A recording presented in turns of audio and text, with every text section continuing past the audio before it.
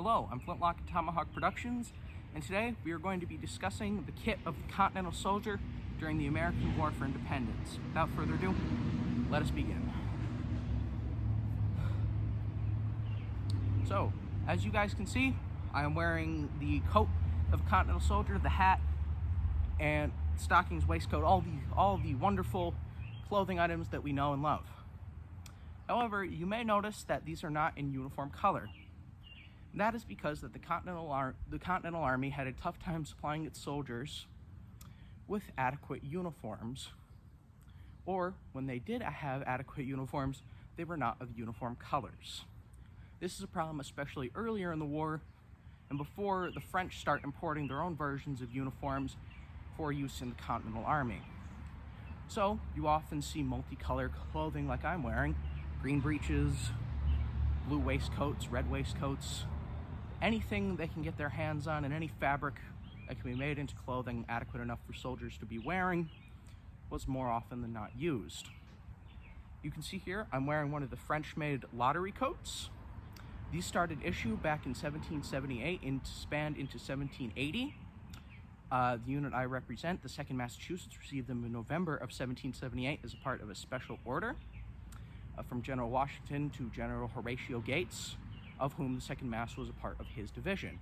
So subsequently, the 2nd Massachusetts received these brown coats with red facings, and they were made to a certain French style, a French and American style, if you will, with French style cuffs, while the rest of it was very much reminiscent of British coats.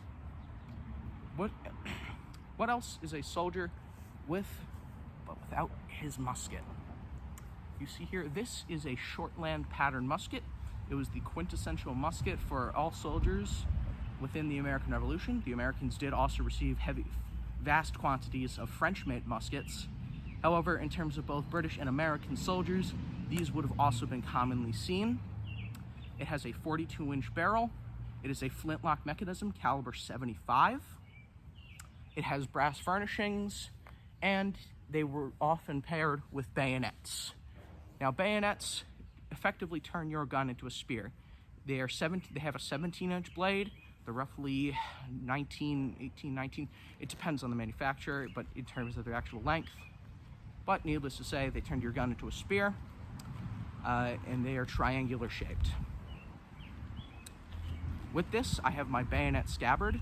These were actually kind of a difficult item for the Continental Army to give to its soldiers, and subsequently you actually do see with a lot of soldiers, their bayonets are actually getting lost, or they have them permanently fixed on their muskets. But how are you going to load that musket, or what are you going to load that musket with? For that, we have the cartridge box. This is a 19-hole New England-style cartridge box.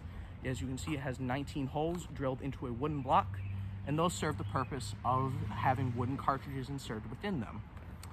This is made of black leather with an adjustable black leather strap, and I have my pick and whisk here, so that way I am able to clean my pan while I am in the field and for when my musket inevitably gets too fouled. In terms of other items, I actually have a linen hunting shirt as well. That was more commonly worn in the summer rather than the hot and heavy wool coats you see. These are lightweight linen garments, cheap, inexpensive, and adorned with fringe.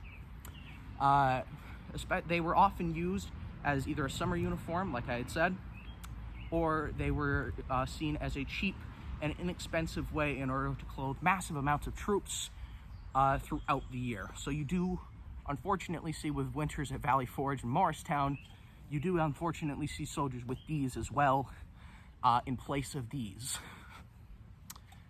I have a wooden cheese box style canteen to drink out of.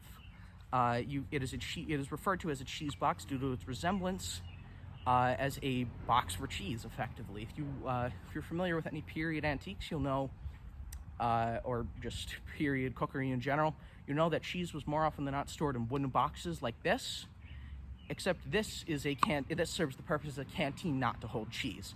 And they were sealed with brewer's pitch, pine tar, whatever you could seal a canteen with. Effectively, that was food safe.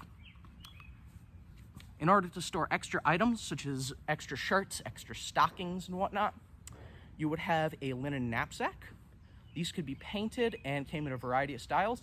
This one is referred to as the Captain David Uhl knapsack.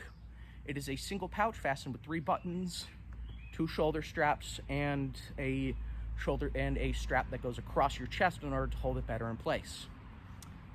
You could also, for eating purposes, they were more often than not equipped with tin cups, wooden bowls, and a wide variety of utensils. These are lightweight, cheap, and easy to procure for the average soldier, and it's oftentimes up to the soldier to actually provide them for themselves in terms of actual eating wear like this, and with a few other things such as the waistcoat, the breeches, stockings, shoes, shirt, basically anything that would not.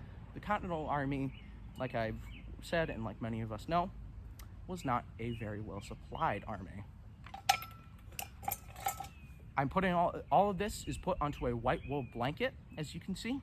White wool was the most common blanket for the period. You see these in a wide variety of styles, from Dutch blankets, rose blankets, stripes of all different sorts of colors. Mine, for instance, has a large blue stripe with a small red one, and it is very comfortable to sleep in. So anyways, if you guys have any questions, be sure to leave them down in the comments below. As always, I'm Flintlock and Tomahawk Productions, signing out.